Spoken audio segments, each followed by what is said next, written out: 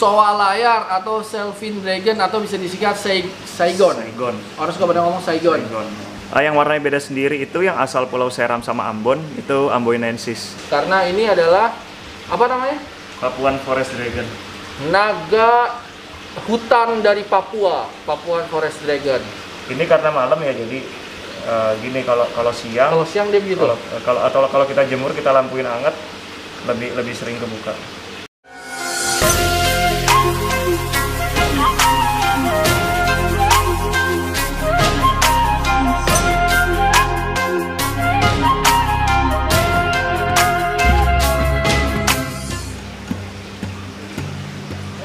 Halo sahabat, ketemu lagi di Lucky Hakim Channel. Pada video kali ini saya bersama Zulfikar dari The Hakim Channel. Bukan. Apa channelnya? Dari Indo Wildlife. Indo Wildlife, Lucky Hakim Channel, Indo Wildlife sama The Hakim. Ini membuktikan bahwa kita semua para YouTuber sama-sama ingin memberikan entertain kepada para penonton. Jadi nggak ada yang namanya berseberangan, saya rasa nggak ada. Karena soalnya pada nanya kan, kayak kok nggak pernah ini, kok nggak pernah itu. Kalau nggak pernah bukan berarti musuhan gitu. Ya memang karena waktunya aja. Oke, kembali ke tema yang sebenarnya mau dibahas adalah kita mau bahas tentang apa sih? Ini Soa layar atau Sylvan Dragon. Soa layar atau Sylvan Dragon atau bisa disingkat Saigon. Harus nggak pada ngomong Saigon. Iya. Ini ada dua. Yang dibawa contoh ada dua jenis. Untuk Sylvan Dragon dari Indonesia itu ada 4 jenis dan Filipina 1. Oh, jadi ada 5? Ada 5. 5. Yang terbesar atau terkecil atau di yang mana? Yang terbesar jenis ini Microlopus. Microlopus terbesar. Itu asal Pulau Utama Sulawesi. Terus kalau yang apa? Kalau ini dari Pulau Selayar sama dari Palopo, dia kedua terbesar. Ini Hydrosaurus celebensis. Kalau yang bantaeng yang ini? Bantaeng juga kayak gini nih. Oh, kayak gini juga. Tapi beda? Atau tetap sama? Sama. Terus kalau yang warnanya beda banget itu yang apa? Yang warnanya beda sendiri itu yang asal Pulau Seram sama Ambon itu Amboinensis. Dia hijau. Oh, hijau. Sampai gede? Cuman kecil? Cuma maksimal 90 sampai 100 cm. Oke, ini dua yang di bawah jantan ya? Iya, tapi tadi yang Amboinensis itu selama puluhan tahun ini trade name-nya atau nama dagangnya itu Weberry. Semua orang kenal dia sebagai Weberry, padahal scientific name-nya Amboinensis. Oke, ini jantan dua-duanya. Apakah karena jantan jadi keluar ininya atau sebenarnya kalau betina juga ada ininya? Betina punya layar cuma lebih pendek. Kalau jantan ini masih sub-adult, masih belum max size. Masih bisa jauh lebih tinggi lagi layarnya. Ukuran badannya masih bisa besar lagi? Masih bisa besar lagi. Berarti ini masih bisa besar lagi juga? Masih bisa. Oke. Ini tidak dilindungi ya? Ini sejak tahun 2018 Permen KLHK udah tidak dilindungi. Udah nggak dilindungi. Tapi jumlahnya lumayan banyak. Sekarang sih kelihatannya menurun. Karena banyak pehobi yang beli. Iya, karena mungkin banyak diekspor dan banyak dipiara pehobi juga. Oke, tapi kalau breeder lokal udah banyak atau masih belum?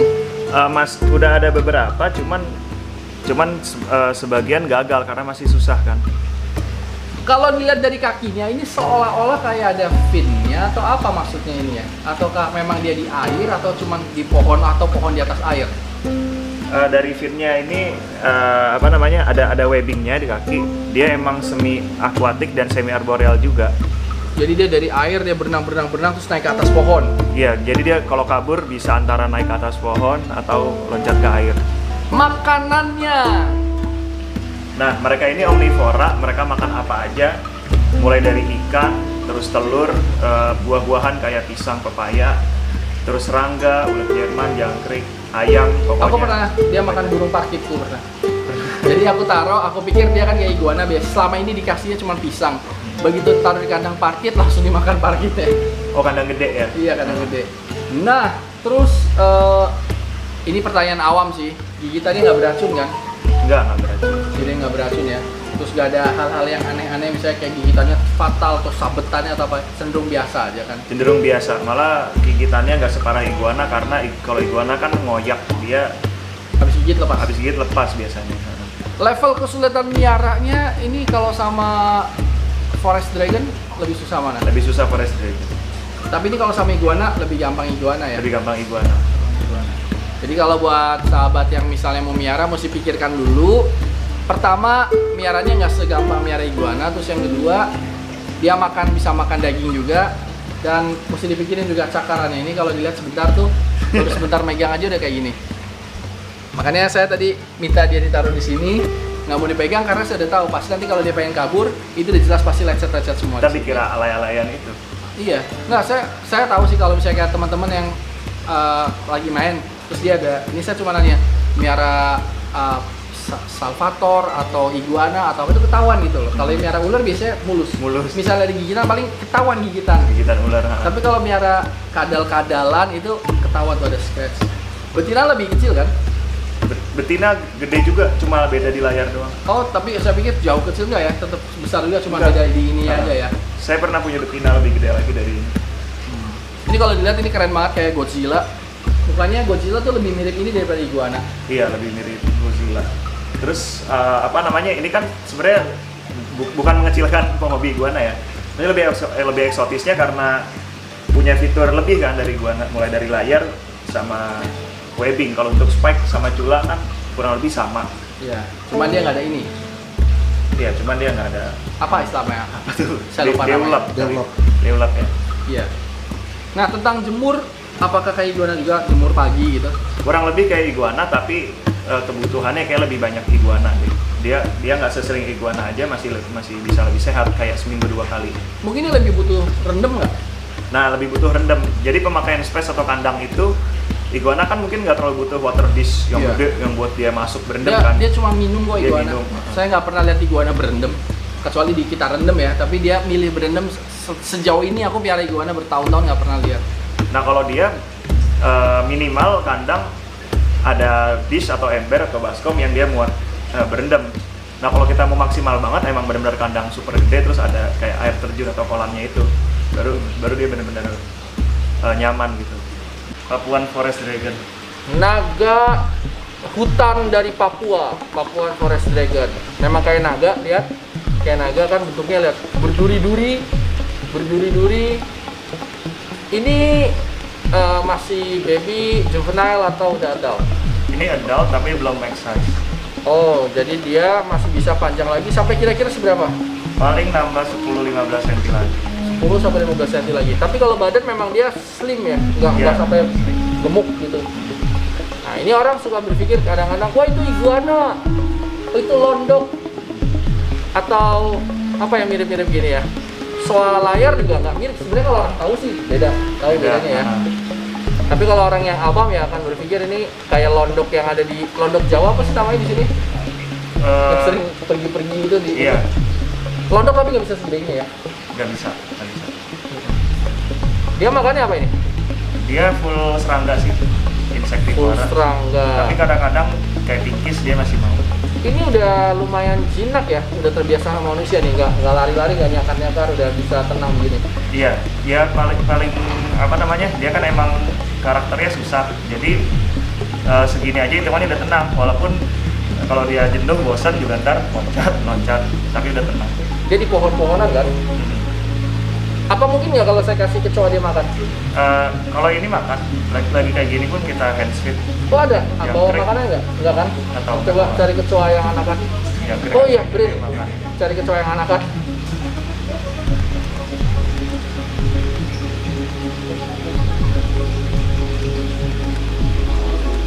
Belum pernah sih kecoa, selalu jangkrik.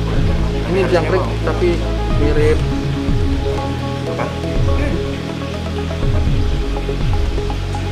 Itu abangnya jangkrik bro.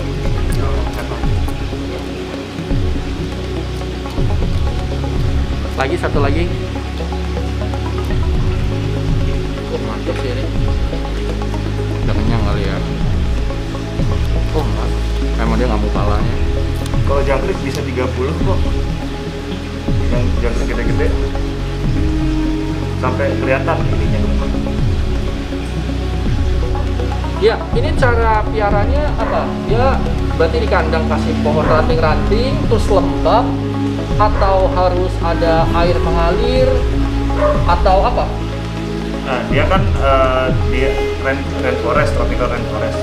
Jadi humidity atau kelembapan itu 80-100%. Habis itu dia bukan tipe kalau kayak reptil kayak biawak atau iguana yang kita piara, dia mau turun minum ke wadah tuh, dia bukan tipe yang kayak gitu. Dia minum dari droplet atau dari tetesan air atau dari embun atau dari air yang ngalir di batang kayu atau daun.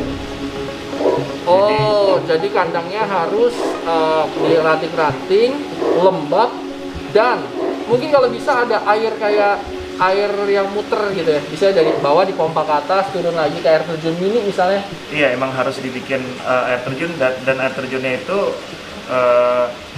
bukan kayak apa ya, kalau aquarium kan jatuh. Iya, ini meler. Ini jatuhnya ke kayu atau ke batu, iya. jadi nanti dia minum. Terus makannya dia tipikal yang sehari-hari makan kayak iguana, atau makan seminggu sekali atau 3 hari sekali? Dia 2-3 hari sekali. 2-3 hari sekali. Dan sekali makan berapa ekor jangkrik? 25-30 ekor. Oh, banyak ya. Jadi 2 naga dari benua yang berbeda. Ini dari benua Asia, tepatnya di timur Indonesia, Papua. Kalau dia ini dari mana nih? El Salvador, Amerika Selatan. Mirip, cuman ini udah dewasa, ini masih anakan. Mungkin nanti kalau udah sama-sama dewasa akan kelihatan ini juga ya. Dia kalau deketan begini marah nggak? Cuek ya? Iguananya marah kali nggak? Nggak, iguana dia memang ini dia. Oh iya, El Salvador. Karena ini ya.